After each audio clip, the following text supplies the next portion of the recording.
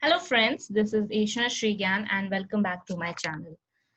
Now my today's video is dedicated to the root cause analysis. Suppose any incident has happened and it is very important to find out the actual root cause that has led to that incident so that the same incident does not happen again in the near future. We need to understand that root cause is very much different from the symptoms and the causal factors. Fever. Fever is a symptom and flu is a root cause analysis. And yes, one of the most important thing that we need to focus while doing the root cause analysis is that it is always fact finding investigation and not a fault finding mission. So starting with root cause analysis, what is root cause analysis? It is a systematic process designed for investigating what, how, and why something happened and figure out how to prevent that same thing from happening again. So with this, you can understand that root cause is a reactive in nature. That means once the incident has occurred, then we go for root cause analysis.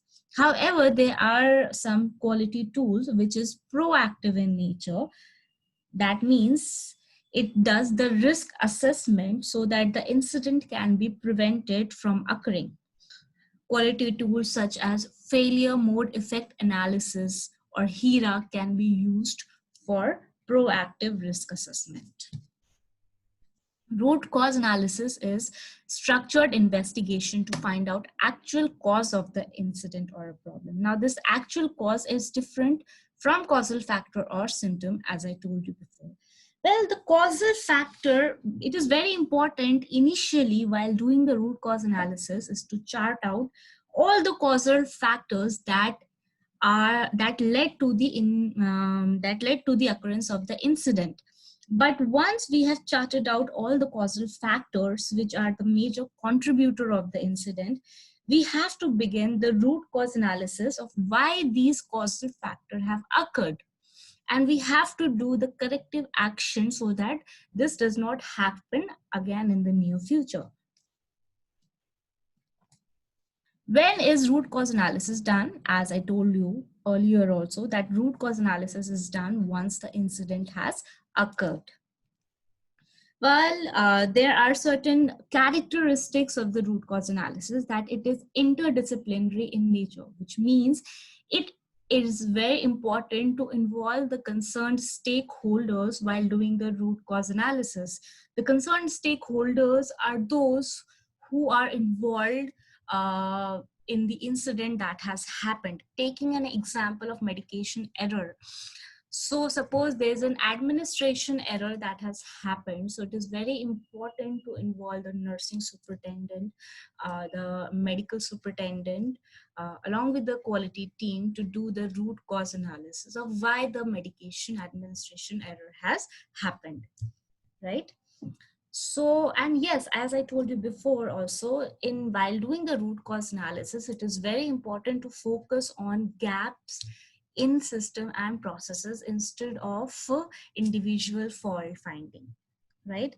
And yes, it is reactive in nature, so it is done only when the incident has happened, and it is highly effective in improving the quality of care if the root cause analysis is done in a proper manner. Now, these two root cause analysis tools and techniques are most commonly used. That is why I'll be explaining today these two techniques.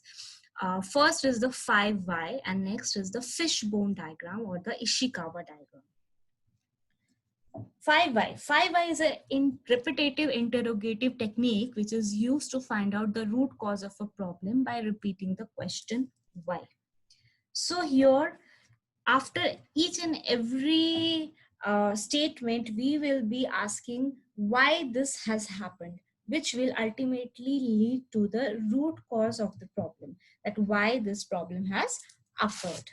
So starting with the example of the 5Y, we have one of the incident that is the dispensing error that has happened. The pharmacist dispensed the wrong medicine from the IP pharmacy. Now here, if you see that first why is that why the pharmacist dispensed the wrong medicine from the IP pharmacy. Well, the reason is that before dispensing the medicine to the GDA, the pharmacist did not cross-check the medicine and the indenting in the system.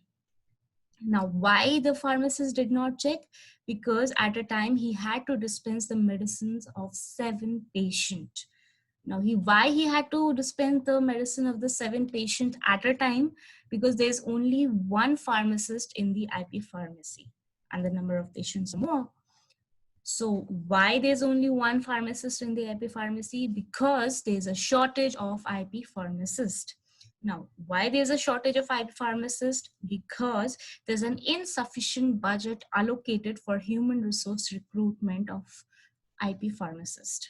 So actual cause is that the insufficient budget allocation for the recruitment of the pharmacist. So this should be corrected, and measures must be taken so that in the near future the same incident does not happen again. So here what we are doing, we are actually finding the root cause of the problem, and instead of just finding the fault of the pharmacist, right? So there's a gap in the system, that there's a shortage of the staff that has led to the occurrence of this incident. Now coming to the next tool and technique, that is the fishbone diagram. Well, the fishbone diagram helps in tracking down the possible causes of each and every problem or an effect. Now, how do we track down the possible causes? Now, this can be done using the brainstorming session. So here, if you see that the effect, that is the problem, is basically the head of the fish, and all the causes ultimately leads to the spine of the fish, converts into the problem. So giving you an example of the fishbone diagram, we have the medication error. So here you can see the main problem is the medication error. And what are the possible causes of the medication error? Are the equipment related causes, that is maybe the lack of scanner for labels in certain room, or labels are not cleared. And people related causes are that residents are sleep deprived, that is why they are not attentive or oriented. Nurses are distracted because there's a shortage of nurses, and nurses are already overburdened with the work. Environmental related causes are that rounds are interrupted and there's no place for drug dispensing machine in the unit. Management related causes, that is a poor pharmacy support and no financial support for new label scanners. Process related, that there's a second check by nurses not being performed. So here you can see for each and every cause there's another cause that has led to ultimately to the problem of medication error. So here we have to find out, we have to go deeper and deeper into each and every causes, that why this has caused the medication error, why this has caused the problem. Suppose there's a issue related to the poor pharmacy support. So why there is a poor pharmacy support? Because there's a change in pharmacy leadership with restructuring of the department. Now why there's a restructuring of the department? So ultimately we have to find out why all these factors have contributed to the problem. So this is how the root cause analysis is done.